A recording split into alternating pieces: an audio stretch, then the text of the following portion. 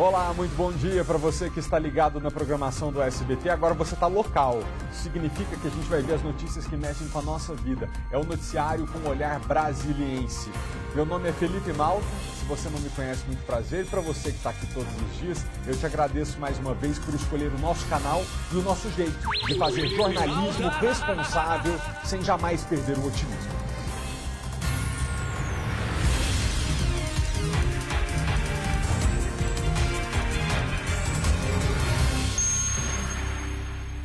Varíola dos macacos confirmada em 4 pessoas no Distrito Federal. Vitória Mello.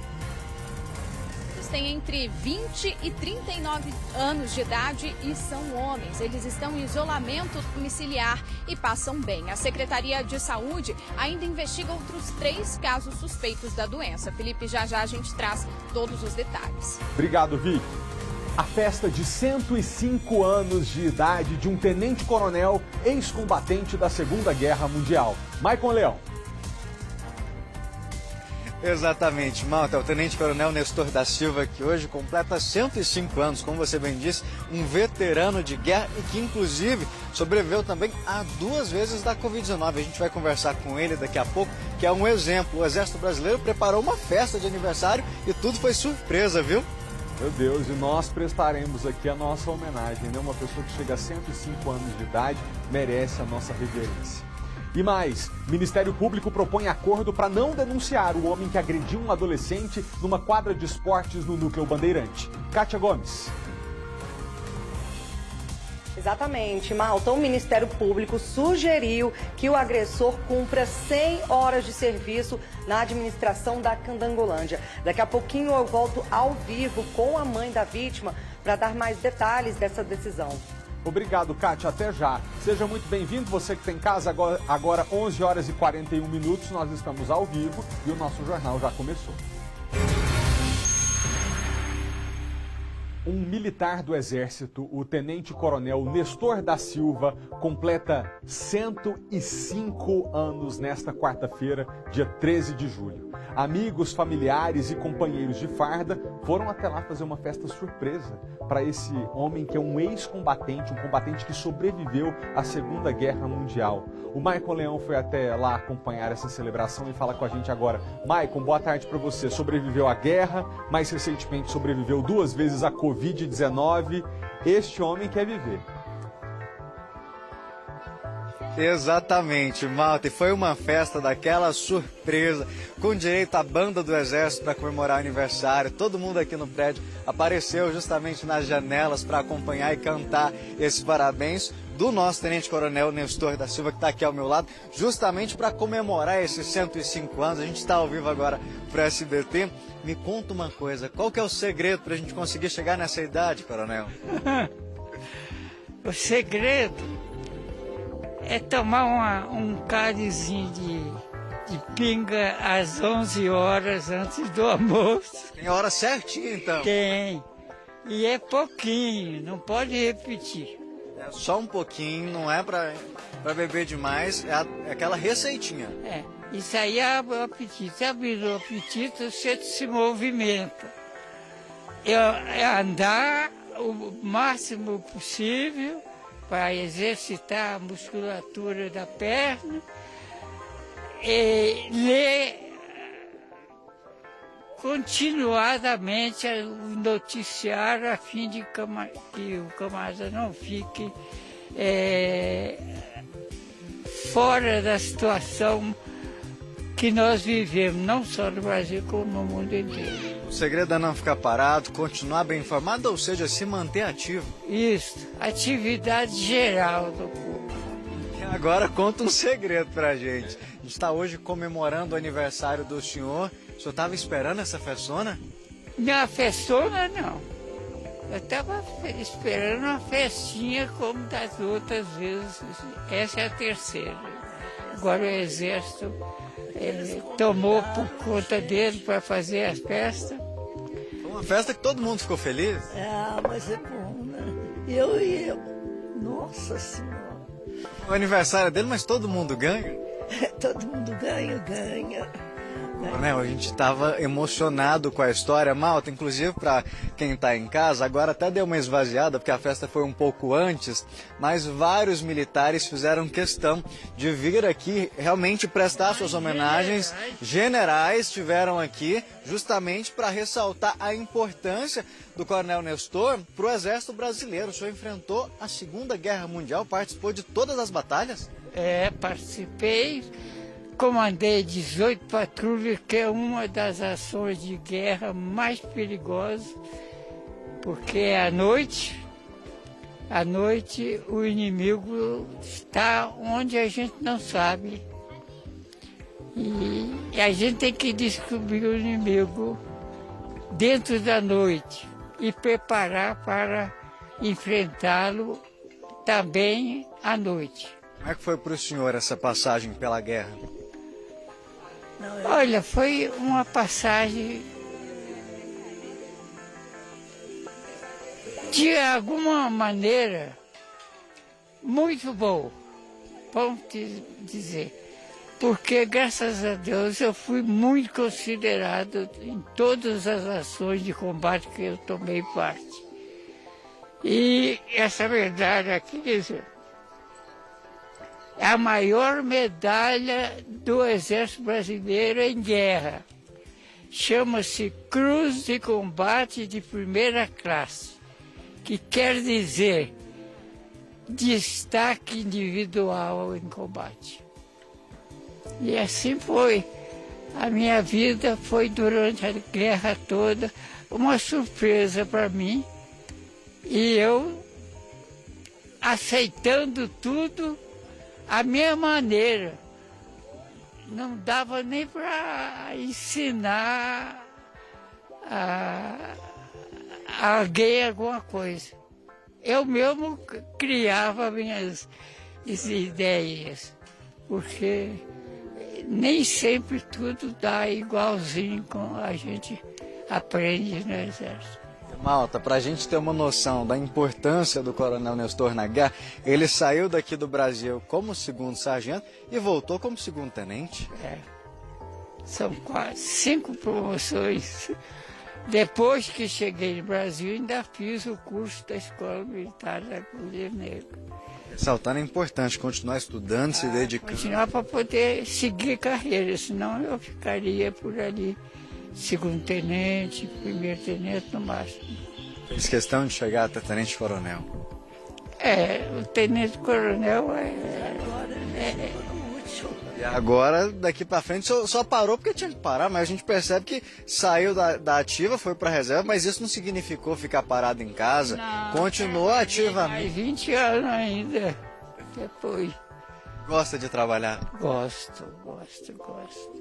Gosto e tinha que trabalhar também, né? Por questão de gosto e de disposição. Quando a gente viu todos os militares do Exército aqui, a banda, a gente percebeu que o senhor estava até emocionado. Me conta uma coisa, o que representa o Exército Brasileiro para o senhor? Representa a maior escola existente no mundo. Não existe outra escola igual. O Exército é exemplo para todos nós. Pode estar certo disso. Crer no Exército é crer na verdade. É crer na verdade. O maior orgulho do senhor é ter feito parte dessa história. É. E eu ter feito parte dessa história, eu me sinto como um exército também. Malta, tá tão bom a gente conversar com o seu Nestor, que às vezes a gente nem percebe que a gente está conversando com um senhor de 105 anos, tamanha lucidez, as ideias, ele é muito tranquilo para conversar, a gente percebe, o pessoal continua por aqui, inclusive militares mais novos justamente se inspiram nele. Hoje eu tive a honra de receber 3 generais.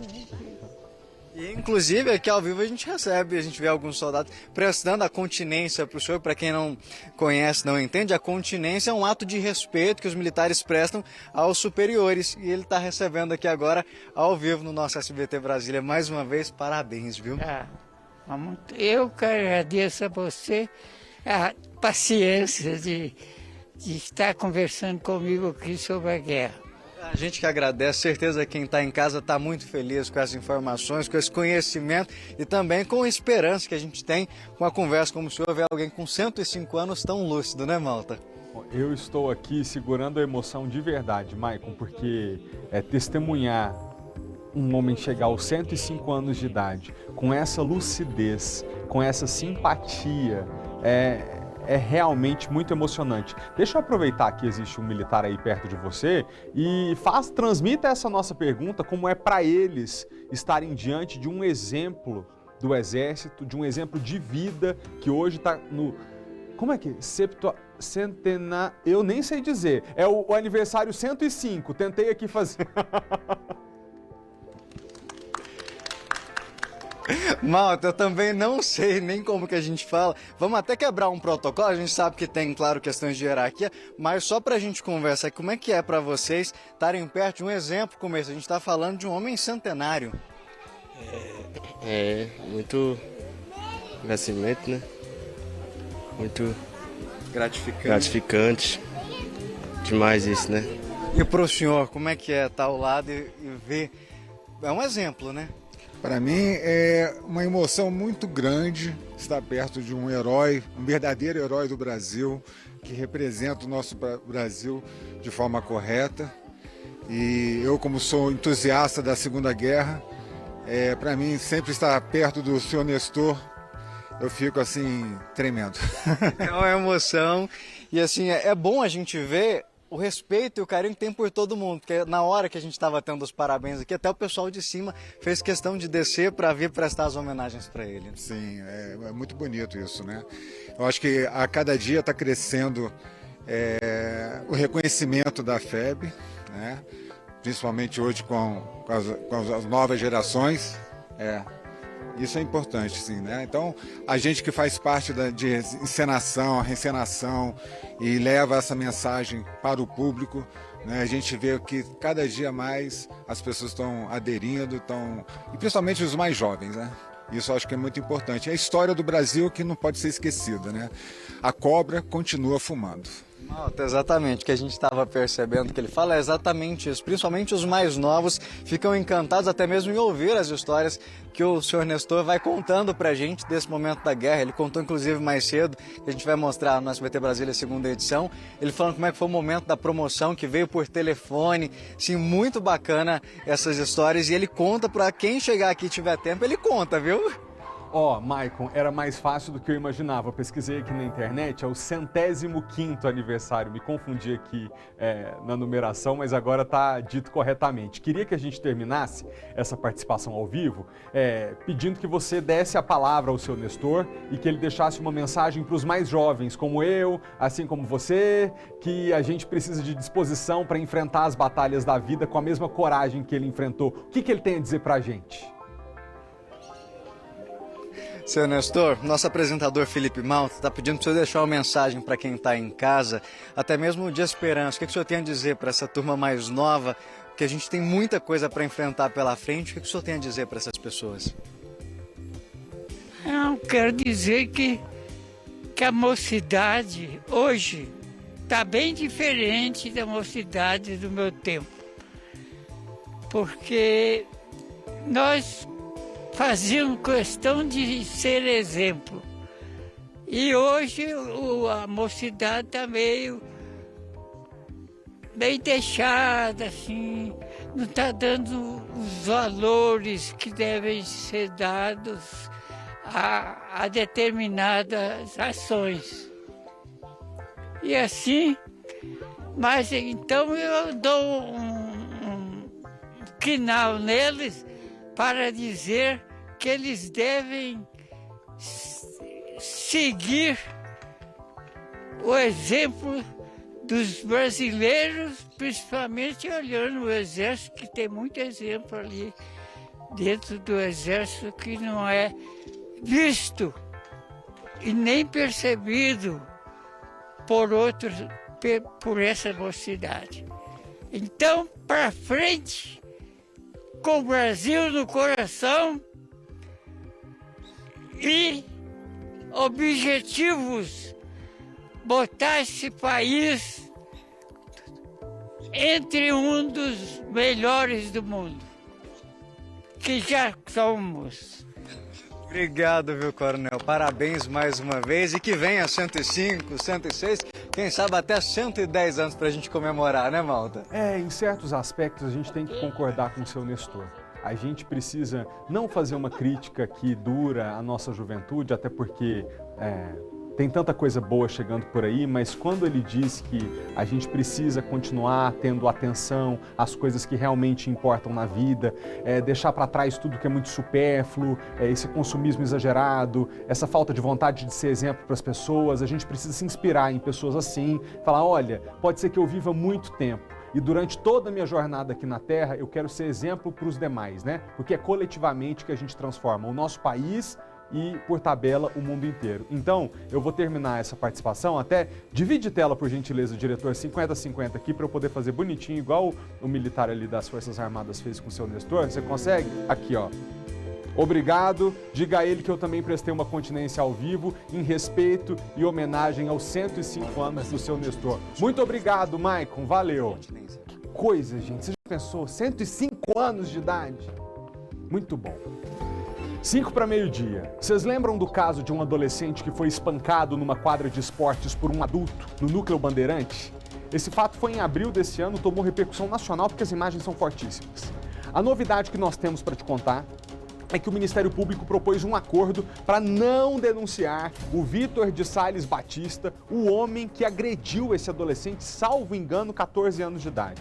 A repórter Kátia Gomes está na quadra onde tudo aconteceu e tem os detalhes pra gente. Aliás, você está na casa da família, pelo que me parece. Kátia, levando para você, esse tipo de acordo chamado transação penal, como é que funciona? O que vai acontecer daqui para frente? Boa tarde. Oi, Malta. Exatamente, estou aqui na casa da família respondendo a sua pergunta. Esse acordo, ele é um acordo para que o acusado não responda a processo criminal e sim cumpra ali outras medidas alternativas. Nesse acordo proposto pelo Ministério Público, ele deixa, ele fala que ele pode, o acusado pode cumprir 100 horas de serviços na administração da Candangolândia. Ou seja, daria ali cerca de 2 semanas de trabalho, ele trabalhando de 8 às 18, tirando 2 horas de almoço. E isso, claro, a família não concorda. A família quer que o agressor responda pelo crime que cometeu, por ter espancado o menino de 14 anos. E para falar sobre isso, eu vou conversar agora com o advogado da família, o Anderson Pinheiro da Costa, que está aqui ao meu lado. Anderson, esse tipo de acordo, ele é muito comum, mesmo em situação como essa de agressão de um maior contra um menor de idade? Na verdade, nós temos a legislação, a Lei 9.099, de 1995, que traz essa previsão legal, sendo a atribuição do Ministério Público nos crimes de ação penal pública condicionada à representação e ação penal pública incondicionada, desde que o crime seja de menor potencial ofensivo, a proposta desse benefício. Então, é comum. Infelizmente, mesmo nesse caso brutal, é comum. E o que vocês vão fazer diante disso, Vocês ainda querem que ele responda por agressão? A legislação diz que o assistente da acusação, ou seja, o órgão da acusação, é o Ministério Público. Então, nós, como assistentes, não podemos impugnar, não temos como recorrer de uma decisão do próprio órgão legitimado para propor acordo. Então, mesmo não acatando, não aceitando e vendo com maus olhos essa proposta, infelizmente o que a gente vai buscar é a reparação cível pelos danos que o adolescente sofreu em decorrência do espancamento. Ao lado da advogada está a Francisca Ferreira, que é a mãe do jovem de 14 anos. Francisca, vocês ainda estão lutando, em relação a tudo isso. A família sofre ainda com tudo que aconteceu. Inclusive, o agressor, ele nem fica mais na casa porque vocês ganharam uma medida protetiva. Foi. Eu estou muito triste, porque não existe lei, porque eu estou revoltada. Porque se fosse um filho do juiz, de uma autoridade, ia ter punição. Agora, como é filho de uma pessoa que é humilde, que é família pobre, não tem. O que você quer? Qual que é o seu maior desejo? Eu quero que ele pague, porque ele fez, meu filho. Como é que está seu filho hoje, depois de tudo isso?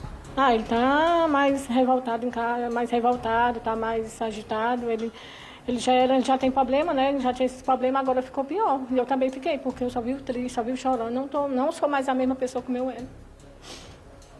E você vendo essa decisão do Ministério Público te deixa ainda mais desacreditada?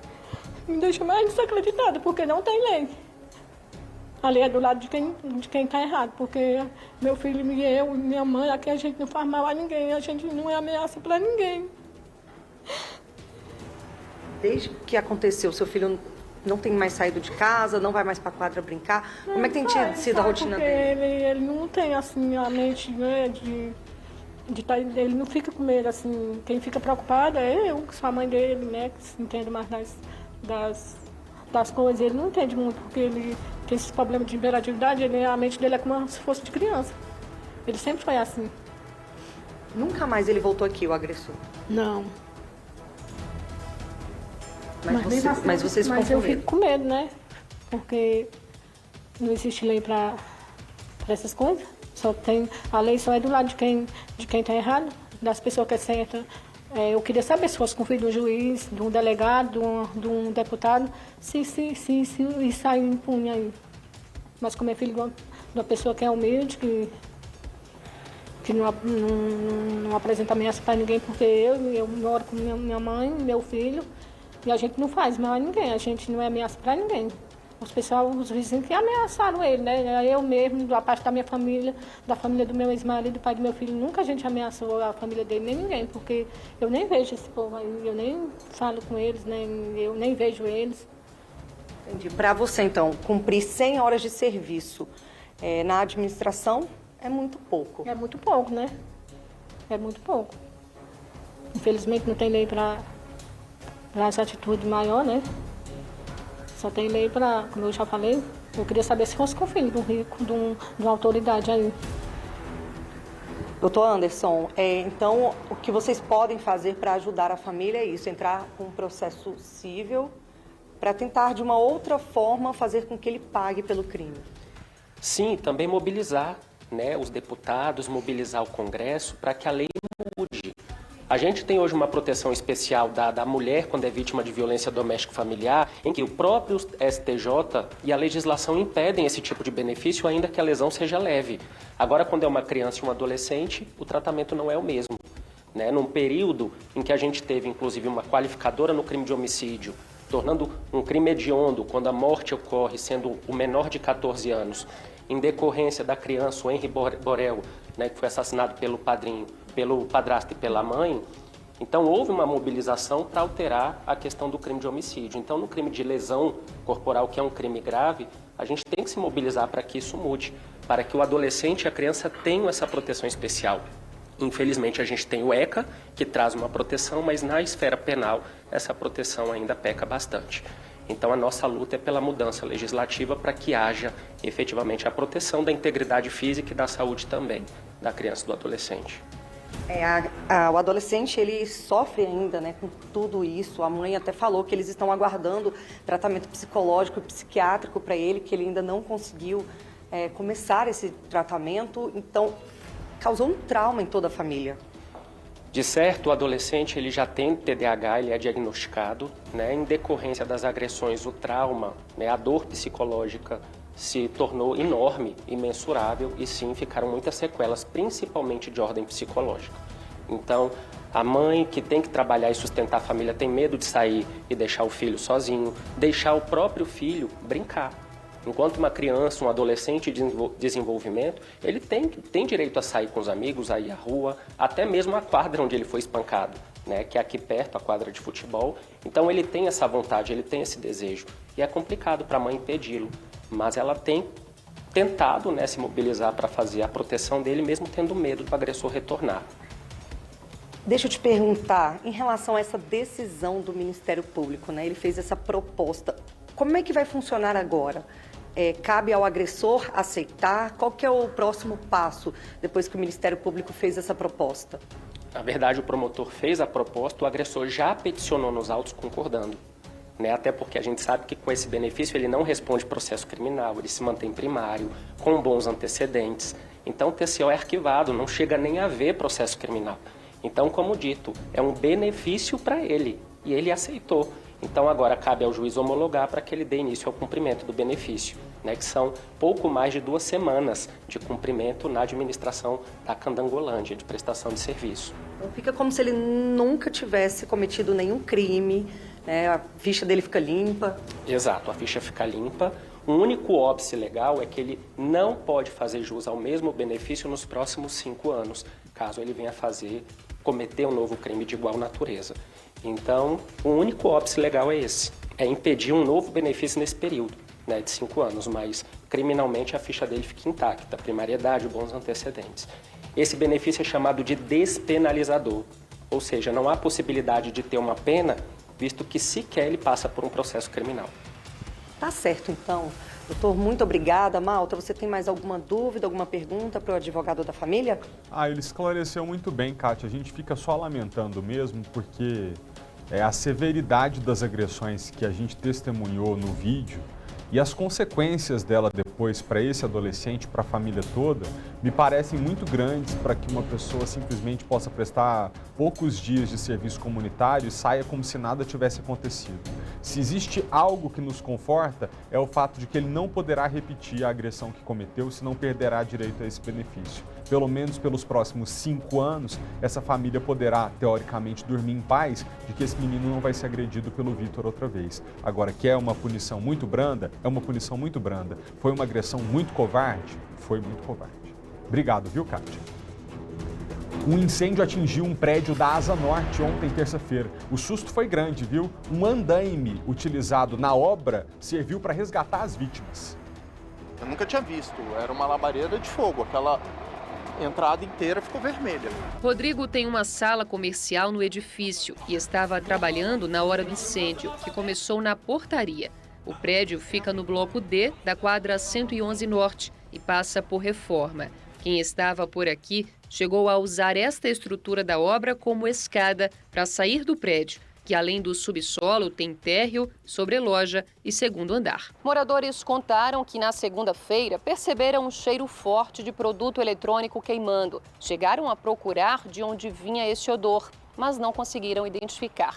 Na terça-feira, o cheiro continuava, porém mais fraco, até que durante a tarde escutaram um estrondo no quadro de energia. Um arquiteto do escritório foi ver o que aconteceu e na hora que ele desceu ele já viu um fogo, fumaça, ele nem voltou, só gritou, fogo, é fogo, é fogo. Eu tenho um extintor no hall, peguei, tentei apagar o fogo com ele, que era num quadro de energia, mas eu comecei a tomar choque, eu acho que por indução eu comecei a levar choque, eu zerei o gás, mas não fez nem cócegas no fogo. E aí, mas eu consegui sair. Funcionários e moradores saíram sem levar nada. Os bombeiros foram chamados e apagaram as chamas. Não houve vítimas. Somente uma gestante foi atendida pela nossa ambulância, nossa equipe de socorrista. Ela, quando chegamos no local, ela já estava fora do edifício, mas por ter inalado uma certa quantidade de fumaça, ela foi atendida, mas não foi transportada ao hospital. Por segurança, a energia do prédio foi desligada. A Defesa Civil vistoriou a estrutura do edifício e vai analisar se ele pode ou não ser liberado aos moradores e funcionários. É o que espera Batista, encarregado do condomínio há 23 anos. É um pouco triste. É uma sensação ruim, meio sem graça mesmo, dá vontade de chorar, mas fazer o quê, né? Acontece, né? Isso não é o esperado pra gente, mas acontece. Tá torcendo aí para recuperar tudo? Sim, com certeza. Qual é a torcida aí do senhor? Que recupere logo e que a gente normaliza tudo, né? Todo mundo da sala, dos escritórios, que começa tudo novamente a rotina do dia a dia. Agora, economia doméstica. Itens como carne, tomate, óleo de soja e pão francês são apenas alguns que ficaram mais caros nos supermercados do Distrito Federal. A situação tem motivado os clientes a substituírem os itens e, claro, está prejudicando as famílias a fecharem o orçamento. Na banca do feirante José Olímpio, o faturamento caiu 30% nos últimos 2 meses. As vendas, que já não estavam boas desde a pandemia, reduziram ainda mais com o aumento do preço dos alimentos. Caro para produzir, entendeu? As coisas aumentam muito, aí fica difícil. A venda caiu um pouco. 2 vezes na semana eu venho aqui, mas toda vez que você chega tá o preço diferente, lá em cima. A Isabela também sentiu a redução nas vendas e tem dado um jeitinho para não perder a clientela. Eita, mulher, negociar. E a amizade também com o cliente, né? Porque quando você tem uma parceria com o cliente, ele vem na sua pedra para pesquisar o seu preço e ver o que você consegue fazer. Não tá fácil para o feirante, não tá fácil para o consumidor, não tá fácil para ninguém.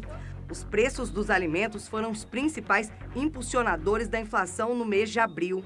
Conforme os dados do Índice Nacional de Preços ao Consumidor Amplo, IPCA, divulgado em 11 de maio, produtos como carnes, tomates, óleo de soja e pão francês apresentaram aumentos variáveis, fechando a média total de 2,06% na categoria de alimentos e bebidas. Vários fatores têm causado esse aumento: o clima, a inflação, o preço dos combustíveis e das commodities e a desvalorização do real em relação ao dólar. Para ajudar a população, fomos à feira. Lá conversamos com a nutricionista Josimara Paiva, que deu dicas importantes de como economizar e manter uma alimentação saudável. Realmente o tomate ele tem sido o vilão, mas a gente consegue sim substituir pelo caqui, que é uma fruta da estação e que é bem parecido nutricionalmente, né? O tomate ele é bem famoso pelo licopeno, mas a gente tem que lembrar que todas as frutas e verduras amareladas, alaranjadas e avermelhadas também possuem o licopeno. Também é possível economizar com óleo com dicas simples. O óleo, realmente, o ideal é a gente diminuir o consumo cada vez mais, não fritar em imersão e usar sempre aquela frigideira antiaderente que a gente pode evitar aí o consumo do óleo. Já o pãozinho francês pode ser trocado pelo cuscuz e ainda ajuda na dieta, já que ele é mais nutritivo. Segundo a nutricionista, também é possível economizar na carne e manter o valor nutricional. O ovo também, né, teve uma elevação no preço, mas sim, vale essa substituição ainda. Uma proteína também super bacana é o fígado. Realmente ele ainda não é tão bem aceito, mas é super rico em vitamina B12, em ácido fólico. Ah, que tristeza, né, gente? Até quando a gente vai ficar falando pro pessoal substituir as coisas, né? Muito triste isso. E a gente fala agora ao vivo com Nilton Marques, economista. Nilton, obrigado pela presença mais uma vez aqui no SBT. Infelizmente, o jeito para que o consumidor possa driblar a alta dos alimentos acaba sendo substituir mesmo, né? Porque não tem muita perspectiva de redução desses preços, não no curto prazo. Das outras vezes eu sugeria que tinha que procurar preços, né? Mas agora, conforme a gente costuma dizer, a cobra mordeu o rabo. O que quer dizer isso? Agora você não sabe aonde que começa o quê. Porque chegou num ponto onde está tudo contaminado, está tudo afetado pela inflação. E nós, economistas, ficamos preocupados porque há muito tempo você não tinha uma inflação de custos. Sempre a inflação de demanda, ou seja, a procura maior do que a oferta. Agora não, é uma inflação de custos, porque os custos de produção aumentaram. Então não é pura e simplesmente uma questão de procurar preço, porque a diferença que tem de preço, exceto em alguns casos, ela é muito pequena. Então tem que procurar substituir mesmo. Deixa eu tentar traduzir aqui, eu entendi o que o senhor disse, é como se fosse o seguinte: se estivéssemos numa situação normal, a alta procura por determinado alimento faria com que os comerciantes, querendo lucrar evidentemente, aumentassem o preço, porque quanto maior a procura, maior a tendência que esses preços aumentem. Mas agora, ainda que o consumidor deixe de comprar, o comerciante não tem condição de reduzir o preço, porque o que está fazendo ficar caro não é a vontade dele de aumentar o lucro, mas sim o custo para produzir. Verdade, você acertou em cheio, traduziu para o nosso telespectador. Eu queria dizer aqui, da outra vez a gente comentou, problemas no campo, questões relativas aos fertilizantes que são importados, diesel ficando mais caro. Quando o senhor diz que a cobra mordeu o rabo, é porque não dá para entender o que está provocando a alta específica no alimento? Isso é verdade, porque antes era fácil. Você dizia assim, olha, teve um excesso de chuva, ou uma seca, ou houve uma frustração de safra por alguma razão, houve uma elevação que é temporária, mas não, quando você tem elevação dos custos de produção, isso sobra para todo mundo. Então, na hora que vai comprar o fertilizante, vai para todo mundo. Na hora que comprar a vacina para o gado, vai para todo mundo. Então, Porque eu não tenho condição de você poder seccionar essa roda, porque ficou tudo contaminado. A questão do combustível também, derivados de petróleo, é o dólar. E o que está acontecendo de pior? É porque a renda das pessoas tem caído.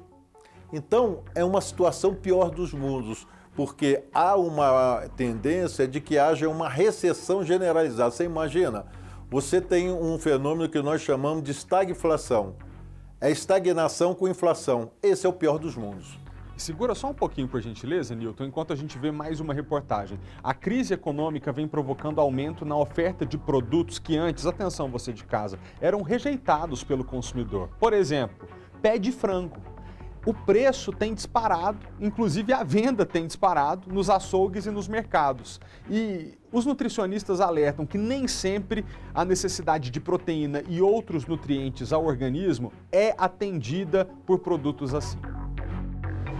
O frango é uma das alternativas aos preços altos dos cortes nobres de carne bovina, mas ultimamente só partes dele, como pé e pescoço. Para ter uma proteína tem que inventar. Então o pé de frango é o único que está dando ainda no bolso. Não dá para você levar outra coisa não. O filezinho está 30 conto. Este supermercado em São Paulo tem registrado alta nas vendas dos chamados miúdos. Hoje a gente tem em torno de 30% de aumento desses itens. Pé, pescoço, moela. Mas a diretora da Associação Brasileira de Nutrologia alerta. Não é impróprio para consumo, não traz uma insegurança alimentar, não é algo que vai fazer mal, mas pode não atingir o aporte necessário. Muitas delas trazem uma concentração maior de gordura, uma menor concentração proteica. Essa mudança nos hábitos de consumo, forçada pelo aperto no orçamento das famílias, já foi notada pela indústria alimentícia e tem sido tratada por alguns segmentos como oportunidade de negócio. Oferecer produtos mais baratos faz parte da estratégia para aproveitar o momento. O problema é que quem compra de olho no preço nem sempre sabe o que realmente está levando para casa. Um exemplo disso é a bebida láctea. A venda em alguns supermercados na mesma prateleira e em uma caixa parecida com a do leite longa-vida custa metade do preço e pode confundir o consumidor. Na verdade, ela está comprando uma mistura de leite com soro de leite, não tem a mesma concentração de proteínas e também não tem a mesma concentração de cálcio. Para uma refeição mais saudável e mais em conta, a nutróloga sugere colocar no prato vegetais. Nós temos as proteínas de origem vegetal que estão nas leguminosas, que são os feijões, ervilhas, grão de bico, soja, lentilha. Isso agrega proteínas e, às vezes, complementa aquilo que não esteja sendo consumido na forma de proteína animal. Os gastos com saúde, por exemplo, com vestuário, lideram a lista de alta da inflação. Mas é óbvio que, por necessidade básica, a alimentação é o item que mais impacta o orçamento das famílias. Paloma procura algo que caia bem no corpo e no bolso. A inflação de junho ficou em 0,67% e no acumulado de um ano está perto de 12%. Índices que atrapalham as compras. Com R$100 você saía com 2, 3 peças, hoje você sai com uma. Segundo a dona da loja, não dá para segurar os aumentos. Tudo subiu, eu costumo falar para os clientes, não foi só gasolina, não foi só o mercado. Então, mão de obra, o couro teve um reajuste de 45%. Tudo isso impactou nesse reajuste, infelizmente, e a gente repassa isso nas etiquetas. Com alta de 1,67% em junho, o vestuário teve o maior avanço de preços entre os 9 grupos de produtos e serviços que formam o IPCA, índice oficial da inflação calculado pelo IBGE.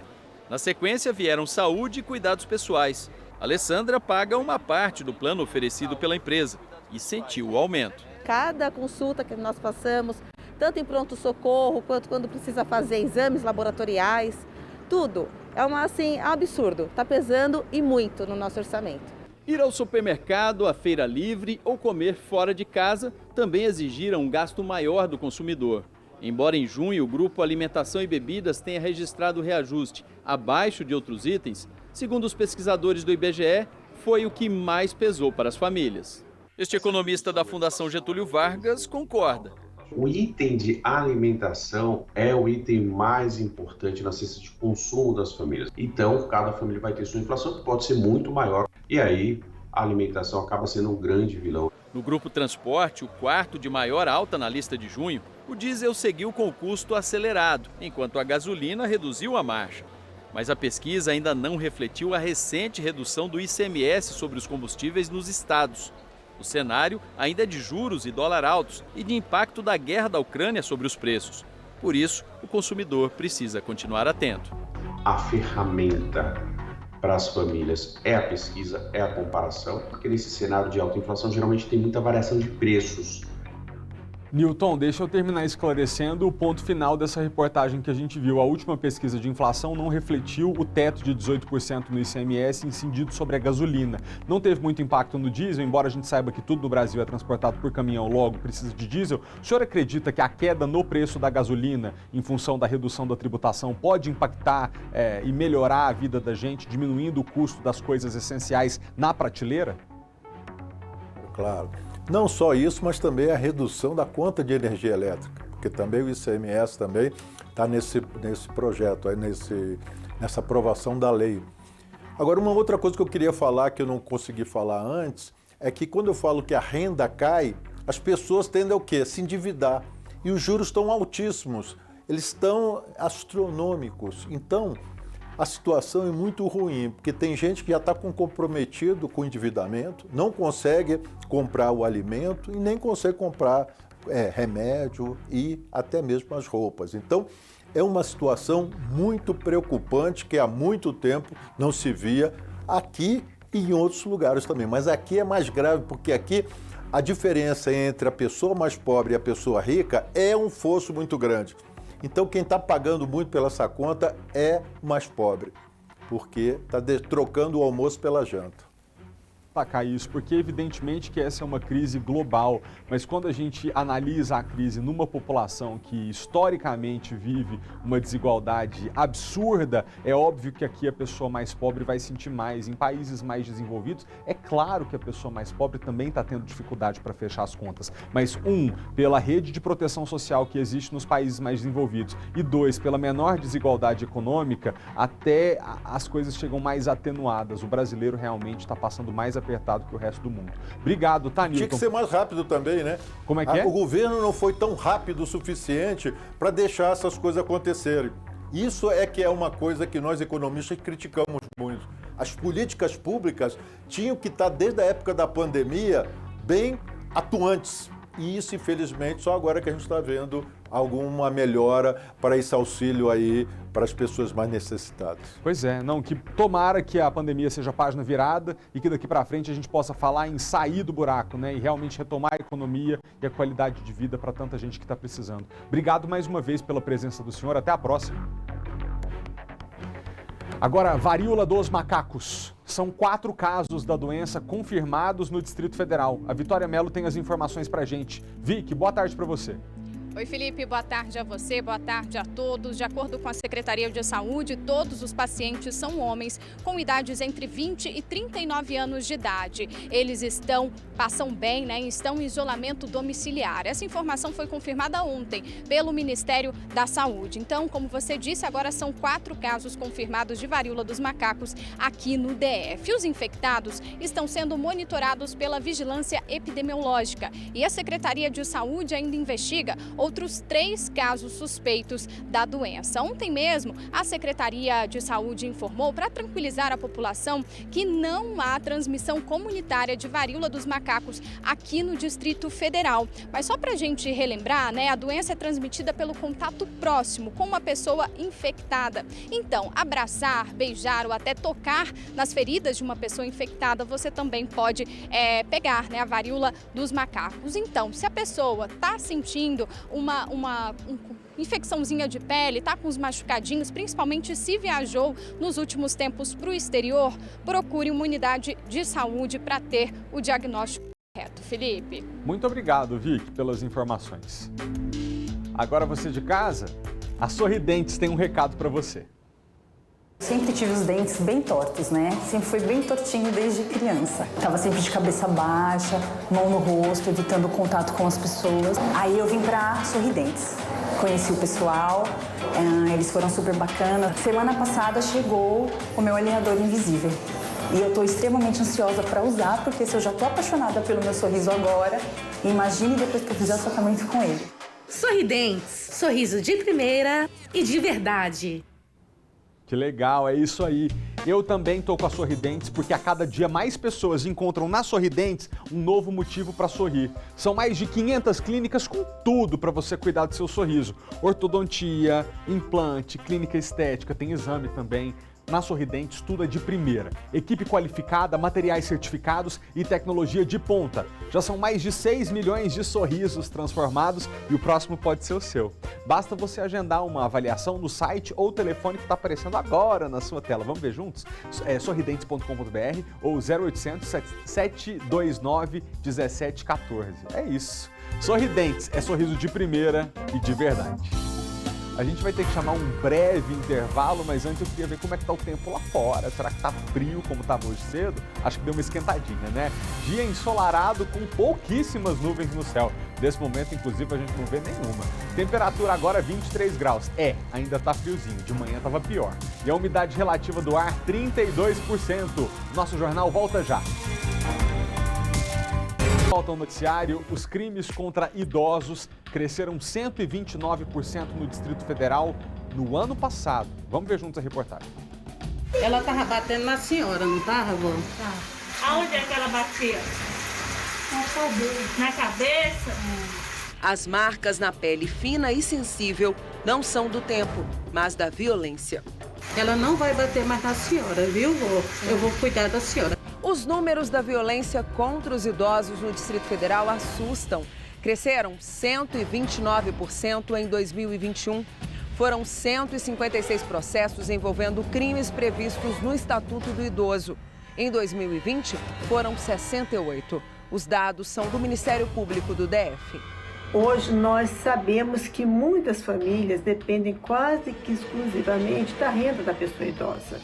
E isso pode eventualmente gerar exploração econômica contra o idoso, disputas familiares que podem resultar em maus tratos e apropriação indébita.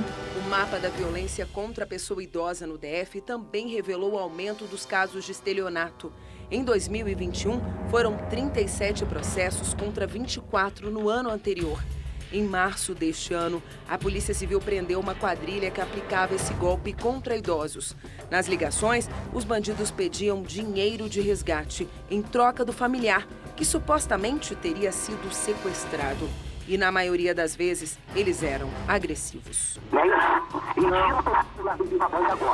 Tira teu celular do Viva Voz. Tira ele do falante agora. Tá tudo rastreado a ligação, tá tudo grampeado no nosso computador. Qualquer besteira que o senhor fizer, o senhor vai jogar tudo a perder a vida da tua filha, você entendeu? Sim. Desde 2016, a Polícia Civil do DF tem a DECRIM, Delegacia Especializada em Crimes contra Idosos. Além da DECRIM, a pessoa idosa também pode procurar a delegacia mais próxima de sua casa, a registrar o fato pela delegacia eletrônica ou ainda fazer a denúncia pelo 97, onde sua identidade será preservada. Todos nós somos responsáveis pelo combate à violência contra o idoso. Não se cale, denuncie. A Justiça do Rio de Janeiro determinou a prisão preventiva do anestesista flagrado abusando sexualmente de uma gestante durante o parto. Para a polícia, há indícios de que o médico possa ter estuprado pelo menos 6 pacientes. Somente nesta terça-feira, a Delegacia de Atendimento à Mulher em São João de Meriti, na Baixada Fluminense, tomou o depoimento de 3 mulheres atendidas recentemente por Giovanni Quintela Bezerra. Uma delas teve 3 filhos por cesariana. No último parto, no mês passado, ela estranhou o nível de sedação e a atitude do anestesista. O tempo todo ele falava baixinho ao meu ouvido. Pergunta de praxe, se eu estava me sentindo bem. Ele sempre falava muito próximo ao meu ouvido. E isso me incomodou bastante. Incômodo sentido também por esta paciente. Eu já tinha passado por um processo de cesariana anterior a essa e não houve esse apagão. O que aconteceu? Será que ele conseguiu? Será que ele chegou a conseguir fazer alguma coisa? A polícia ouviu ainda 6 profissionais de saúde que trabalham no hospital onde Giovanni foi preso em flagrante no domingo, depois de ser filmado abusando de uma gestante dopada durante o parto. Na primeira cirurgia do dia, uma das enfermeiras já tinha percebido que a paciente estava completamente sedada e questionou Giovanni. Ele respondeu: "Por quê? Você também quer?" Outra colega relatou que a sedação era tanta que as pacientes nem conseguiam segurar seus bebês. As enfermeiras, que já estavam desconfiadas havia 2 meses, esconderam um celular dentro do armário do centro cirúrgico. O flagrante obtido é a principal prova no inquérito policial. O telefone passará por perícia para confirmar que as imagens não foram manipuladas. Também será analisado o material usado pelo anestesista durante a cirurgia. A delegada responsável pelo caso informou que, com base nos depoimentos já tomados, Giovanni está sendo investigado pelo estupro de pelo menos 6 mulheres, todas durante cirurgias de cesariana. À tarde, a Justiça do Rio de Janeiro decidiu manter o anestesista preso por tempo indeterminado. Ele foi transferido para o presídio de Bangu. Uma pessoa que exercia a medicina normalmente. Então, era plenamente capaz e compreendia perfeitamente o que estava fazendo. E vamos evitar chamá-lo de doente, por favor. Vamos evitar. Tamires foi atendida por Giovanni na semana passada. Após o parto, a mãe dela percebeu o que pareciam ser vestígios de sêmen no rosto da jovem. A gente é vítima, né? A gente não é culpada do que aconteceu. Eu peço que todo mundo que foi vítima dele que realmente venha denunciar, para ele não sair impune dessa situação. Nesta terça-feira, o Conselho Regional de Medicina do Rio de Janeiro aprovou a suspensão provisória do médico Giovanni Quintela. Ele ainda responde a um processo que pode, e tomara, termine na cassação definitiva do registro profissional. Até porque preso não vai poder atender como médico, O Ministério Público do Paraná acredita que o inquérito que apura o assassinato do tesoureiro do PT em Foz do Iguaçu será concluído até o fim desta semana. Nesta terça-feira, a viúva de Marcelo Arruda, Pamela Silva, prestou o depoimento à polícia. O conteúdo não foi divulgado. Mais tarde, Pamela disse à Rede Massa, afiliada do SBT no Paraná, que não conhecia o atirador e que tentou conversar com ele. Quando a gente viu que ele retornou, eu corri até o carro, eu peguei meu distintivo, na intenção de que eu conseguisse estabelecer um diálogo. Eu tentava conversar com ele, mas o olhar dele, eu percebi que o olhar dele não estava em mim, estava lá no salão, acho que no Marcelo, A mulher do agressor também prestou depoimento. Segundo o promotor que acompanha as investigações, ela disse que Jorge Guaranho faz parte do quadro da associação onde foi realizada a festa e habitualmente frequentava o local. Disse também que ele fazia rondas por lá, algo que seria comum entre os sócios. Na noite desta segunda-feira, o policial penal foi transferido de hospital. Com prisão preventiva decretada, ele continua escoltado por policiais. O estado de saúde não foi divulgado. Aqui em Brasília, uma nota conjunta assinada por representantes do Conselho Nacional dos Direitos Humanos, da Procuradoria Federal dos Direitos do Cidadão, da Defensoria Nacional de Direitos Humanos e também pela Comissão de Direitos Humanos da Câmara dos Deputados, repudiou crimes motivados pelo ódio e pela violência política. O presidente Jair Bolsonaro deve visitar a família do Marcelo amanhã. O Congresso Nacional incluiu na Lei de Diretrizes Orçamentárias autorização para recompor salários de policiais e bombeiros do Distrito Federal. André Anelli. De acordo com o relatório aprovado por deputados e senadores, o reajuste e a reestruturação das carreiras só serão possíveis se houver disponibilidade orçamentária e ainda se estiverem compatíveis com a Lei de Responsabilidade Fiscal. Apenas após essas comprovações é que então os valores e as formas dos reajustes poderão ser divulgados. A recomposição também precisa constar na Lei Orçamentária Anual de 2023. Essas medidas são uma forma de cumprir a promessa feita pelo presidente Jair Bolsonaro no final do ano passado. Na ocasião, o chefe do Executivo Federal havia dito que faria um reajuste real às categorias ligadas à segurança pública. Mas ele precisou voltar atrás depois que servidores de outras áreas acabaram demonstrando descontentamento por terem sido deixados de lado. A Câmara dos Deputados aprovou em primeiro turno a PEC dos benefícios, mas logo depois o presidente Arthur Lira interrompeu a sessão por falhas no sistema de votação. Suane Guerreiro.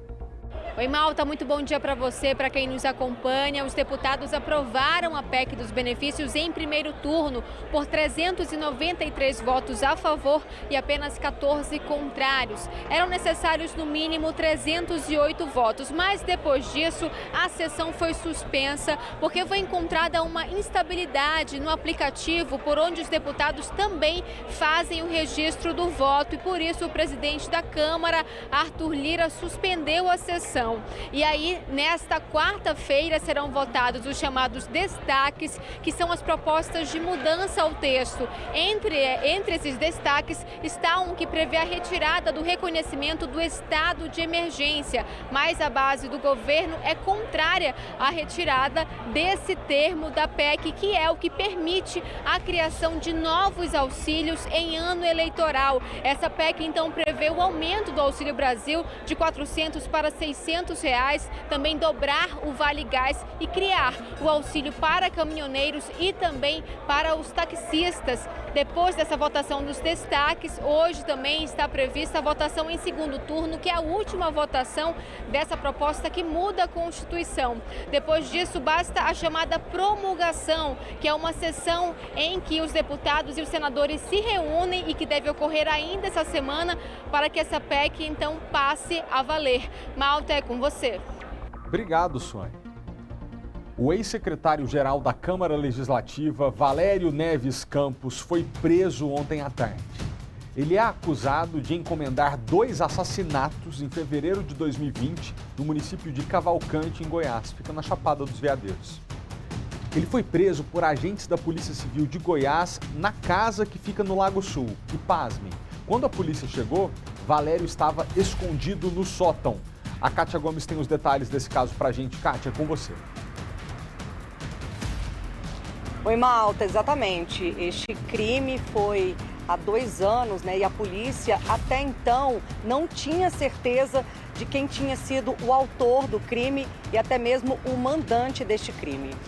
O homem que teria cometido esse homicídio, chamado Antônio Cardoso de Miranda, era funcionário do ex-secretário-geral da Câmara Legislativa do DF, Valério Neves Campos.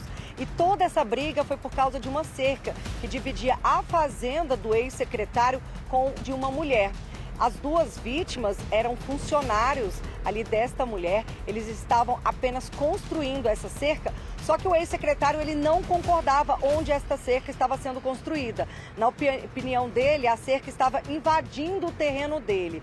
Então ele acabou pedindo que os 2 funcionários, tanto o Antônio quanto o irmão dele, Reno Cardoso, matasse esses 2 homens, esses 2 funcionários que estavam construindo a cerca a mando de uma mulher, que era a proprietária do terreno vizinho. A polícia só descobriu esse crime, porque o Antônio acabou comentando com um amigo em um bar que tinha cometido esse crime.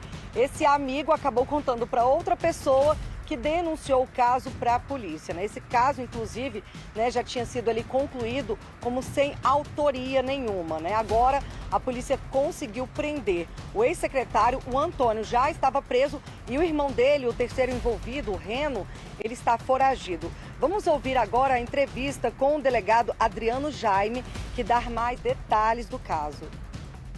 Esse inquérito anteriormente tinha sido já relatado com autoria indefinida, mas com as provas testemunhais foi reaberto o inquérito e conseguimos indiciar Valério, Antônio e Divino Reno por duplo homicídio qualificado. Eles foram contratados pela senhora Marisete para fazer uma cerca. A dona Marisete tinha comprado recentemente uma fazenda na região e estava construindo uma cerca. Essa cerca dividia a fazenda dela da fazenda do senhor Valério. Ela entrou em contato algumas vezes com o senhor Valério via WhatsApp para acertar essa cerca. E os 2 não estavam com um bom entendimento sobre o local da cerca. Ele estava achando, o seu Valério estava achando que estava invadindo muito a área dele, seria isso? Isso. Ele não concordava com a cerca. Ele teria mandado matar os 2 funcionários dele, matarem esses 2 funcionários, né? Sim. A nossa prova testemunhal é um dos funcionários da fazenda, dele mesmo, do senhor Valério. Ele ouviu, o senhor Antônio confessou para essa testemunha todos os fatos do homicídio. Própria vida por conta do lugar de uma cerca numa fazenda. Kátia, testemunhas confirmaram a versão de que ele seria o mandante do crime, né? Exatamente, Malta. O próprio assassino comentou que ele tinha sido mandado, né, matar esses 2 funcionários que, na verdade, não tinham nada a ver ali com o terreno.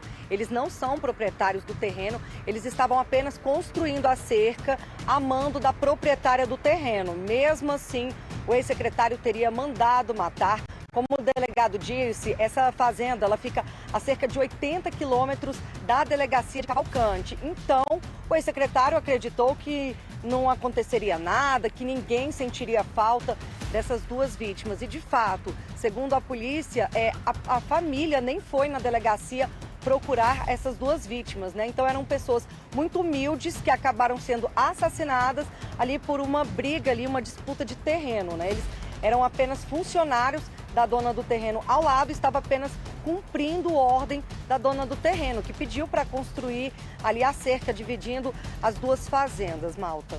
Agora você vai ser responsabilizado. Achou porque estava a 80 quilômetros de distância da delegacia que estava em uma terra sem lei. Muito pelo contrário, né? Tá aí a prisão para provar isso. Obrigado, Kátia, pelas informações.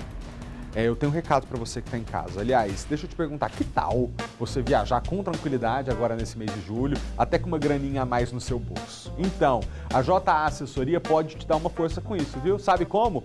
Ajudando você a reduzir os juros abusivos da parcela do seu carro, moto, ônibus, do caminhão que você comprou financiado e também diminuir, atenção, juro de cartão de crédito e cheque especial, que esses matam a gente, né? A JA Assessoria tem muita experiência para te ajudar nessa tarefa, porque são mais de 5.000 contratos quitados ao longo de 12 anos de muito profissionalismo. Ligue agora para a JA Assessoria, manda um WhatsApp 30240930 ou de graça no 0800 780 3300. Esse 0800 também é o WhatsApp, tá? Bora ver juntos um depoimento. E aquela situação estava muito complicada de ficar devendo. E banco ligando e tudo mais, aquela situação estava muito ruim. R$17.010. Nunca vou esquecer esse valor, que foi a menos que eu vou pagar. A JA para mim foi maravilhosa, resolveu, né, me fez dormir tranquila, né?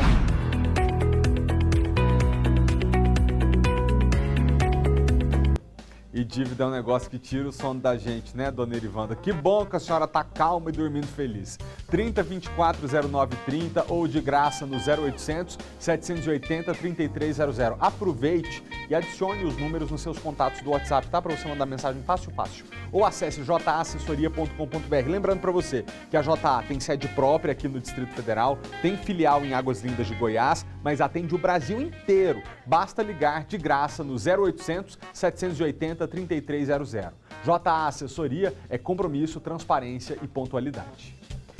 Ontem a gente falou aqui no jornal sobre a prisão de um homem em Planaltina que armazenava um vasto material de pornografia infantil em computadores e também em pendrives.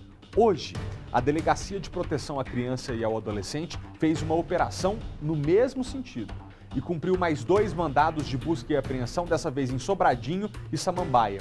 Outra vez, adultos armazenando conteúdo criminoso, e o recado é muito claro. A polícia chega até essas pessoas. O Maicon Leão tem as informações pra gente e fala ao vivo. Maicon, é com você. Exatamente, Malta. Boa tarde para você, para todo mundo ligado no SBT Brasília. Às vezes a gente tem a impressão de que esses criminosos pensam que nunca serão descobertos, que porque é um crime que a maioria das vezes é feito dentro de um quarto, em casa, não tem outras pessoas ali convivendo, nunca serão descobertos. Mas não é bem assim. A polícia está de olho nessas situações e chegou dessa vez em 2 casos. Malta, na verdade, era para se tratar de uma operação que iria cumprir 2 mandados de busca e apreensão. Só porque depois que os policiais chegaram lá, eles já encontraram esse material pornográfico envolvendo crianças e adolescentes nos computadores e aí não teve jeito. Esses 2 homens foram presos, como você bem disse, um em Sobradinho e o outro em Samambaia. O delegado que vai trazer os detalhes pra gente dessa operação é o Felipe Campos, que está aqui ao meu lado. Delegado, a polícia já estava de olho neles então desde março. É o que o Malta estava comentando um pouco antes. Não adianta a pessoa achar que não vai ser descoberto, porque vai, né? Boa tarde. Boa tarde. É exatamente o que você falou. Uma hora a casa cai, né? E a Polícia Civil do Distrito Federal, a DPCA, nós possuímos todos os recursos para combater todas as espécies de delitos, inclusive esses que são cometidos por meio do ambiente virtual, da internet, que por si só, por serem cometidos nesse ambiente, eles dão a falsa sensação ao autor de segurança, por conta do anonimato. Mas eles estão enganados, que a gente vai atrás e a gente faz com que a lei seja aplicada. A Polícia Civil do Distrito Federal, a DPCA, tem altos índices de resolução desses casos. Delegado, em um desses casos a gente teve a informação de que foi apreendido, na verdade, cerca de 40 gigas de material pornográfico, inclusive com imagens de crianças, adolescentes e material em geral. Os 2 negam, mesmo tendo material lá, que não sabem como é que foi parar lá? Não negam a existência, até mesmo porque quando o material é encontrado, o material é apresentado para eles, mas normalmente afirmam que não sabem como foi parar lá, entendeu? Então, isso não afasta a responsabilidade deles, entendeu? Pelos delitos. Eles vão responder pelo delito de armazenamento de material de pornografia infanto-juvenil, previsto no artigo 241B do ECA, da Lei 8.069, que prevê pena de reclusão até 4 anos. Claro, eles foram presos agora, a operação continua, mas já se sabe se eles apenas baixavam esses materiais ou se eles também participavam da produção? Já teve algum indício nesse quesito? Não, essa investigação, a priori, ela está encerrada. Foram feitos autos de prisão flagrante, vão ser remetidos ao Ministério Público, ao Poder Judiciário. No entanto, o material que foi apreendido foi encaminhado à perícia, o Instituto de Criminalística da PCDF, a seção de perícia informática, que vai analisar de forma minuciosa se nesse material apreendido, se nesses dispositivos de informática existem indícios de compartilhamento e produção desse tipo de material, que aí já incidirão nesse caso já incidirão outros tipos criminosos. Que aí aumentaria essa pena futuramente. Haveria aplicação de novas penas por conta desses outros delitos em outro processo, em outro procedimento. Malta, infelizmente, quem comete esse tipo de crime, na maioria das vezes, consegue pagar fiança e é colocado em liberdade. Mas é importante a gente destacar, delegado, também a dor de cabeça que esse criminoso vai ter. De primeiro estar sujando a ficha dele, depois de ser preso, passar por toda essa situação. Não tem justificativa, né, delegado? Uma pessoa que se presta não apenas a esse tipo de delito, mas que entra no mundo da criminalidade está sujeito ao peso da lei, né? E todas as suas consequências. Obrigado mais uma vez, obrigado pela sua participação aqui no SBT Brasília. Malta, é aquela história que a gente começou o link e sempre fala. Não adianta você achar que tá aí fazendo escondido no fundo do seu quarto, sua casa, que ninguém tá ali passando por perto, ninguém tá vendo, consegue esconder em subpastas dentro do computador, a polícia tá de olho, consegue perceber o que você tá baixando aí e infelizmente, ou na verdade, infelizmente pro criminoso, porque para nós da sociedade é muito bom, a casa vai cair uma hora. É isso. Obrigado, Michael. Muito triste a gente, pelo segundo dia seguido, noticiar a mesma coisa, né? Agora, Planaltina, Sobradinho, Samambaia, mas é um crime que não tem cara. O pedreiro é preso, mas o empresário também, o técnico concursado do Senado, mas o comerciante também, o pedófilo está escondido em qualquer lugar da sociedade. Que bom que a polícia está agindo. Obrigado, Michael. A Agência Nacional de Saúde Suplementar, atenção, você que tem plano de saúde, a agência acabou com o limite de cobertura para sessões de fonoaudiologia, psicoterapia, terapia ocupacional e fisioterapia, isso para os usuários do plano de saúde. A decisão acaba beneficiando 49 milhões de brasileiros. O tratamento do Henrique, de 3 anos, é multidisciplinar. O menino que tem necessidades especiais precisa de terapeuta ocupacional, fisioterapeuta, fonoaudiólogo e psicólogo. O problema é que as sessões não estão sendo cobertas pelo plano e o custo é de R$20 mil. A nova regra da ANS pode mudar a vida do Henrique. O tratamento dele está sendo praticamente doado pela clínica que ele está hoje, para não deixar ele sem. A medida vale a partir de 1º de agosto e vai beneficiar qualquer paciente com condição ou doença listada pela Organização Mundial da Saúde. De acordo com a ANS, a decisão foi tomada para garantir a igualdade de direitos aos usuários da saúde suplementar.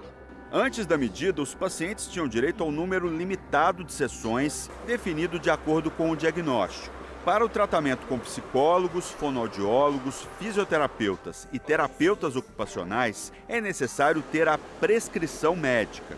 A coordenadora da Sociedade Brasileira de Fonoaudiologia comemorou a decisão, já que esses tratamentos são longos e a interrupção causa prejuízo à evolução do paciente. Isso, de você poder não ter um limite e não estar condicionado a um plano pagar ou não, gera uma tranquilidade não somente para as famílias que sabem que seus filhos, seus pais serão beneficiados, seus familiares, mas também para o profissional poder fazer um tratamento adequado. Um alívio para os pais do Henrique. A gente sabe que a gente pode cobrar mais, que isso é o nosso direito. No fim da tarde desta terça-feira, morreu aos 87 anos o colunista social Gilberto Amaral. Ele estava internado desde a semana passada na UTI e não resistiu às complicações de ter caído em casa e batido a cabeça. Gilberto Amaral passou por vários veículos de comunicação, como o Jornal de Brasília, Correio Brasiliense, TV Bandeirantes e TV Globo, onde teve uma coluna na década de 90. Ao vivo com a gente, a jornalista Paula Santana, diretora de comunicação e relacionamento do portal GPS Lifetime, nos ajuda a homenagear Gilberto. Paula, obrigado, pela presença. Queria te dizer, para começar, que o próprio governador Ibanez Rocha, na nota de pesar que emitiu, lembrou que Gilberto Amaral foi um comunicador que ajudou a consolidar a ideia no Brasil de que Brasília era a nova capital. Um verdadeiro pioneiro, né? É isso mesmo, Felipe. Obrigada também pela oportunidade, junto com vocês do SBT, de contar um pouco da trajetória do Gilberto, que chegou a Brasília antes mesmo dos anos 60, e ele, com toda a astúcia, com toda a dinamicidade dele, conseguiu criar esse ecossistema social em Brasília, de uma cidade que, na verdade, estava sendo construída por pessoas vindas de todos os cantos do país, e ele ajudou a formar esse núcleo para que as pessoas criassem uma identidade própria, Então, o Gilberto deixa ali um legado para a gente inenarrável dentro dessa construção desse DNA da sociedade de Brasília. E veio para Brasília a convite do próprio presidente Juscelino Kubitschek, que mais tarde se tornou padrinho de casamento de Gilberto Amaral. E acho, Paula, que nesse momento que a gente conversa com gerações de brasilienses nascidos aqui, é importante que a gente lembre que a chegada dele naquele momento para o Distrito Federal foi importante para consolidar a ideia de que haveria uma sociedade, uma comunidade brasiliense, e tão importante porque esse homem transitou por núcleos do Distrito Federal, da política, a economia, todo mundo o conhecia. E ele tinha uma característica que talvez seja a mais importante para a carreira de um jornalista, que seja a de conquistar a confiança das pessoas. E era isso mesmo. O Gilberto, eu tive a oportunidade de trabalhar com ele em 2 veículos aqui em Brasília, e ele sempre foi muito astuto, muito dinâmico, muito audaz, e ele dizia sempre que não existia não. Para o Gilberto Amaral não existe não. E junto a todas essas características, que são ali importantíssimas para uma carreira jornalística, ele tinha muito charme, ele era muito sedutor e ele tinha o dom natural de agregar, de reunir pessoas. O que eu acho pessoalmente que foi muito relevante, porque Brasília era uma cidade que era muito nichada, então tinha o universo político, diplomático, artístico, do servidor público, e o Gilberto ali sem nenhum preconceito, ele conseguia reunir todas essas células e transformar isso sempre no final numa grande festa. Lembrando que ele também não deixava de ser ali mordaz na hora que ele precisava exercer, fazer o exercício da profissão e noticiar o que era fato para a sociedade local. passou décadas assinando uma coluna diária no Correio Brasiliense, fazendo jornalismo da melhor qualidade. Você que está em casa e nos acompanha, acabou de assistir a icônica abertura do programa de televisão que o Gilberto Amaral tinha, que mostrava realmente a alegria e o jeito. Você está vendo mais uma vez, todo mundo assistiu, quem é daqui de Brasília e que acompanhou o jornalismo e a TV local sabia desse programa e assistia. E Paula, é importante a gente mencionar, no começo da década de 60, quando a Rainha Elizabeth esteve aqui no Distrito Federal, que visitou Brasília, Gilberto Amaral foi um dos jornalistas que a conheceu, que inclusive trocou uma ideia com ela. Há a lenda, que eu não sei se é mito, e você pode dizer, que a rainha olhou Gilberto Amaral e o chamou para uma conversa, que eles chegaram a bater um papo ali, tamanha importância que esse homem tinha para Brasília, que estava nascendo naquele momento. Olha, era verdade. E o Gilberto era o seguinte, em uma das oportunidades que eu tive de entrevistá-lo, ele me disse assim, olha, quando eu não era percebido, eu dava um jeito de fazer isso acontecer. E ele realmente fazia isso, mas ele furava todas as barreiras, quebrava, se fosse preciso o protocolo, ele se aproximava. E vou te contar outra, Felipe, não só esse episódio com a rainha, mas o Gilberto também, ele participou ativamente de um desfile que o Pierre Cardin fez mais ou menos nessa mesma época, 60, 70, onde ele foi, obviamente, o protagonista, não só relatando os fatos, fazendo a cobertura, como também sendo ali o grande personagem desse episódio. Fica aqui o nosso abraço fraterno e solidário aos amigos, a você também, Paula, que conviveu com ele, a todo mundo que está enlutado nessa despedida. Acho que deixa um legado de jornalismo responsável, de uma imagem que se constrói ao longo de tantos anos, de você ter a confiança do seu interlocutor, da sua fonte. Eu queria terminar esse nosso momento aqui no jornal, deixando que você dissesse as últimas palavras para a família, para os amigos e para os admiradores do Gilberto. Olha, para mim vai ser uma missão, não só para mim, como todos os jornalistas, né, que hoje a gente chama de lifestyle, mas na verdade nada mais é do que esse conteúdo propositivo que fala de pessoas, com pessoas e para pessoas, na qual o Gilberto foi o precursor e hoje eu estou aqui representando toda essa categoria do jornalismo. Eu quero dizer que nós vamos manter esse legado, vamos criar novos formatos para que o Gilberto não seja esquecido, né, independentemente da plataforma. Ele que começou no rádio, foi para a televisão e agora encerrou a carreira no jornal impresso. Então, a Mara, com quem ele foi casado há 60 anos, Rodrigo, Bernadette, Marcelo, os netos, eu quero, em nome dos jornalistas que praticam o colunismo social, dizer que o Gilberto foi um grande homem, que ele nos ensinou muito e ele, como ninguém, com muita alegria, com muita vivacidade, com muita cor, com muita exuberância na sua vida, ele soube, com muita maestria, agregar o jornalismo com um relacionamento, transformando isso em notícia e, no melhor de tudo, numa grande festa onde todos conviveram e tiraram dali os seus melhores momentos na construção da nossa cidade, né? E aí, só fazendo uma lembrança com as maravilhosas do Gigi, o Bom Dia Beleza, a corte, as mais elegantes de Brasília, não tem como a gente não guardar isso e, se possível, adaptar e levar para as novas gerações, que afinal de contas essa é a nossa Brasília, né?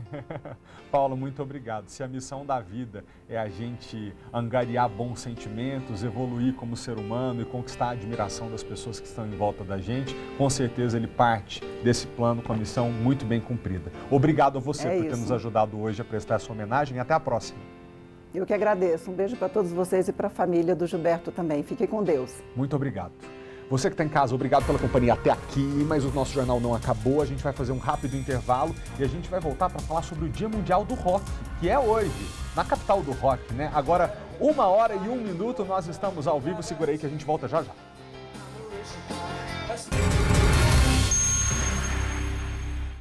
Já estamos de volta, 1h04. Como foi rápido o nosso intervalo, né? Hoje, dia 13 de julho, é comemorado o Dia Mundial do Rock. E para os amantes dessa música, Brasília recebe nesse fim de semana o musical Queen Experience in Concert, que, como já diz o nome, celebra a obra da lendária banda que ganhou o mundo entre as décadas de 70 e 90, o Queen, e é considerada, até hoje, uma das maiores bandas de rock de todos os tempos. O musical acontece no sábado, no Centro de Convenções Ulisses Guimarães, com uma grande produção. Tem orquestra, tem maestro, atores, banda, claro. E sobre esse assunto a gente fala agora com o Fred Mercury do musical, o Elvis Balbo. Elvis, boa tarde, muito obrigado por falar com a gente aqui no SBT. Além de ser o Fred Mercury, você se chama Elvis. Então você tá metido com rock mesmo, né? Desde que nasceu. De Brasília, boa tarde, Felipe. É um prazer estar falando com vocês. Pois é, né? O Elvis Fred, né? Como tá a expectativa de vocês para chegar da capital? A expectativa é muito imensa, é grande, até porque fazem 2 anos que a gente passou por Brasília, então sempre que a gente passa por lá é uma emoção enorme. Então, estamos bem ansiosos. Elvis, o que o público pode esperar? A gente está falando de um musical muito bem trabalhado, as pessoas vão se sentir ali imersas nessa atmosfera. O que você pode dizer para quem já comprou o ingresso e para quem ainda está pensando, mas que pode ir? Cara, vai ser uma grande festa, uma grande homenagem ao Queen, ao Fred Mercury. É realmente o que você falou, é aquela sensação de imersão, né? Você tenta fazer o máximo possível que você se sinta que você esteja no show do Queen. Pode não esteja mais entre nós, mas a gente tenta trazer um pouco da banda pra galera e a gente se emociona junto. Então, e para a gente concluir, é importante a gente mencionar que pelas canções, pelo estilo, pelo comportamento, foi um artista muito à frente do seu tempo e que até hoje inspira as gerações, né? Então é até um momento de reencontrar com esse legado que ele deixou. Sim.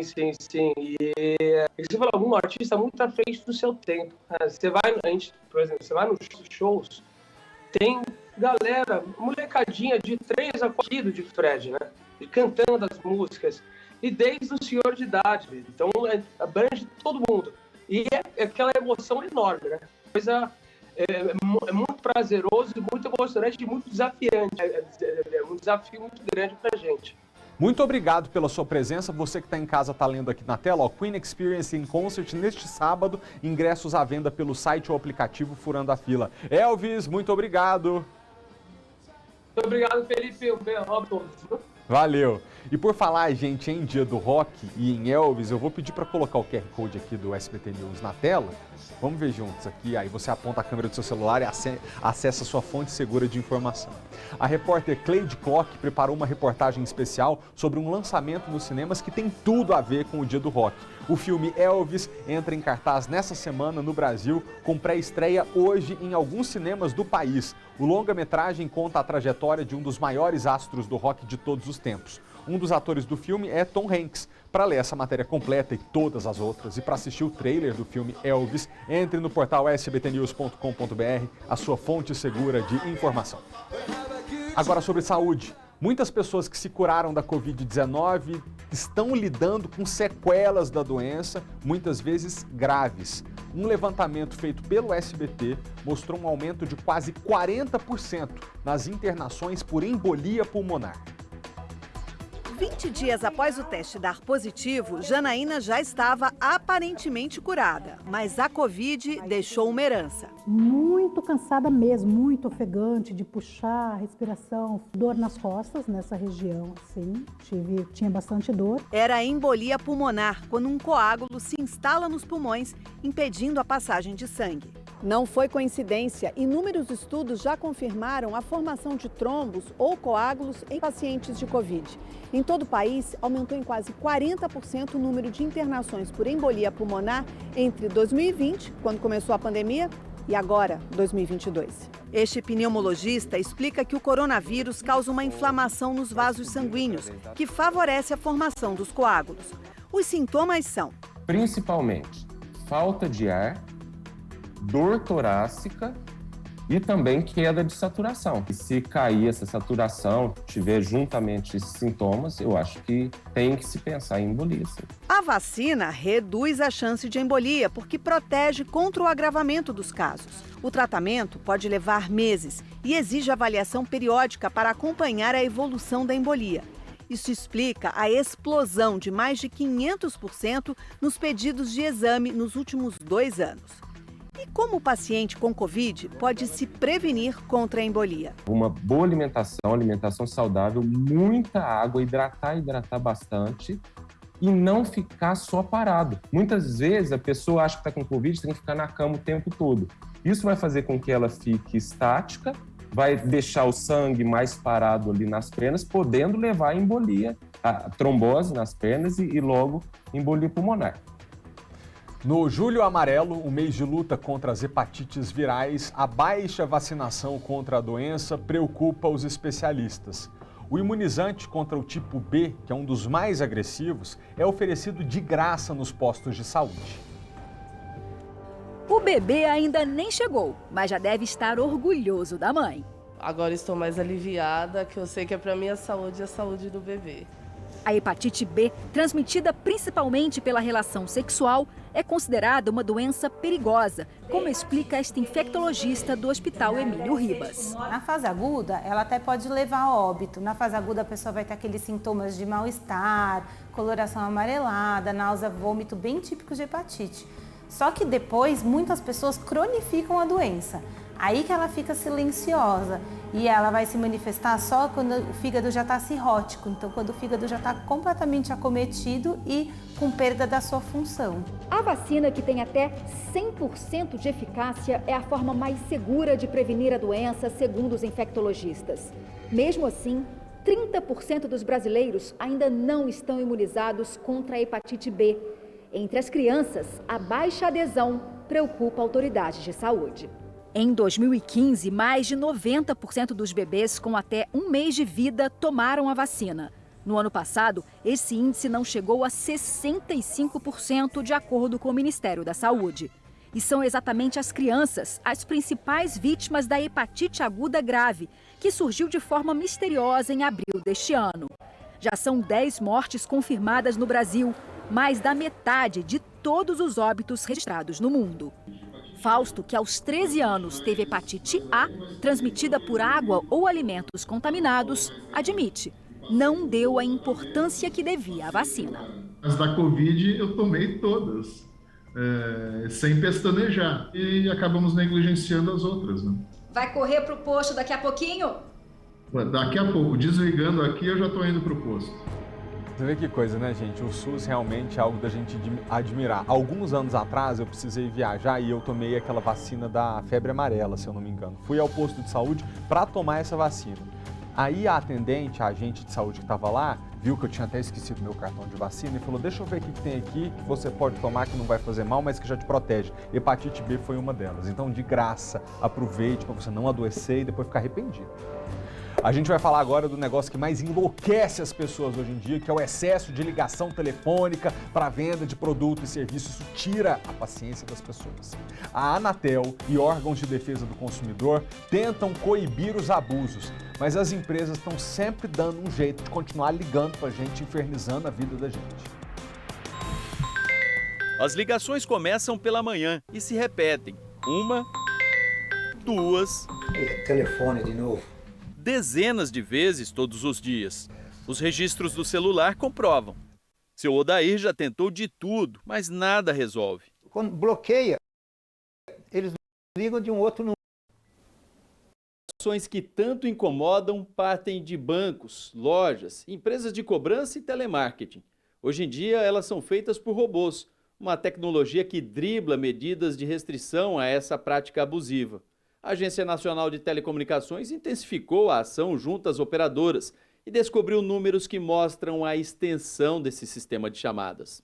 Nós tínhamos em uma das grandes empresas, 35 linhas telefônicas realizando 1 milhão de ligações por dia cada uma. 60% do tráfego estava sendo ocupado por apenas 350 linhas telefônicas, o que num universo de 80 milhões de usuários daquela operadora. No estado de São Paulo, o Procon tem o serviço Não Me Ligue, em que os telefones cadastrados deixam de receber chamadas indesejadas. Ligações após o cadastro diminuem cerca de 80%. Uma ligação ilegal e pode ser multada pela Fundação Procon em até 13 milhões de reais. Durante este mês, a Anatel realiza uma consulta pública online em busca de sugestões para enfrentar o problema. A agência já estabeleceu o prefixo 0303 para identificar ligações de venda de produtos ou serviços. A pessoa atende se quiser. Outra medida é o bloqueio de linhas que realizam mais de 100 mil chamadas por dia para limitar o uso de robôs. A exemplo do Procon, também há multa para quem burlar as regras. Sanção da agência que pode chegar até 50 milhões de reais, bem como o bloqueio das linhas telefônicas. Gente, o povo é tão abusado que eu vou contar para vocês o que aconteceu comigo. Eu não parava de receber ligações 3, 4, 5, 6, 10 por dia de um jornal querendo que eu fizesse assinatura. E eu falava, não, amigo, eu não preciso, eu já assino um outro. Não, eu já fico bem informado com esse outro veículo. Obrigado. Tira meu número de telefone da sua lista, eu não quero mais saber. Eles ligavam tanto. Aí você bloqueia um número, aí eles descobrem um outro para te ligar, que por fim a atendente me ligou, eu falei assim, amiga, deixa eu te falar uma coisa, qual que é a mais barata que você tem? É R$ 9,90? Faz, pelo amor de Deus, para vocês não me ligarem mais. Vocês acreditam que ela fez? Lógico que ela fez, né? Não me arrependo, tem 2 meses que eu não recebo ligações deles, eu tô achando uma maravilha, mas ontem, coincidentemente, eu entrei no site do Ministério da Justiça, do consumidor.gov.br, contei a história, contei que ontem eu tentei ligar e cancelar a assinatura, não consegui, e falei, vocês têm que dar um jeito nisso, porque eles só param de ligar para você na hora que você der o número do seu cartão de crédito, senão eles te ligam até você enlouquecer. A CAESB é a primeira empresa de saneamento básico do país a investir em uma tecnologia de análise espacial e inteligência artificial para monitorar as bacias dos mananciais. Desde janeiro, engenheiros ambientais e profissionais de tecnologia da CAESB estão utilizando uma ferramenta desenvolvida pela própria empresa para monitorar à distância as 26 bacias hidrográficas que existem no Distrito Federal. O sistema de detecção de mudanças está em fase de validação. Criar um painel de bordo, onde nós vamos ter todas as informações coletadas em campo em forma de indicadores, onde a gente vai perceber onde está tendo alguma concentração de mudança ambiental e qual é a área estimada dessa mudança ambiental. Na prática, funciona assim. O sistema compara imagens de satélite geradas em dias diferentes. Ele mostra pontos de alteração e aponta diferenças significativas. Neste caso real, o modelo mostrou que em 10 dias, uma área de plantação passou a ser de queimada. Por exemplo, eles verificam se existe erosões, assoreamento, invasão, uso irregular do solo ou até mesmo depósito de entulhos ou lixão. Esse trabalho de monitoramento ele visa assegurar a quantidade e qualidade da água. Sem o sistema, 4 profissionais e 2 estagiários que trabalham na CAESB precisam vir todos os dias a campo para observar a situação em volta dos mananciais. Eles conseguem visitar, em média, 20 por mês. Ou seja, parte da área que deveria ser monitorada passa pelo menos 30 dias sem receber a visita dos técnicos.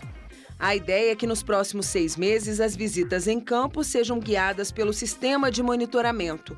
Só no ano passado foram 241 vistorias. Destas, apenas 20 identificaram problemas que poderiam trazer riscos para a qualidade da água, captada para tratamento e distribuição no Distrito Federal. Com a alocação de 10 mil horas dos profissionais da CAESB e tendo percorrido mais de 16 mil quilômetros, o custo desse processo de monitoramento foi de R$ 1.600.000. Com isso, o que nós vamos fazer é realocar esses recursos. Essas pessoas, elas que faziam vistoria todos os dias, elas vão passar a fazer análise de outros processos. Vão começar a fazer análises ambientais, licenciamento e outorga. Então isso reduz também o tempo de espera de outros procedimentos.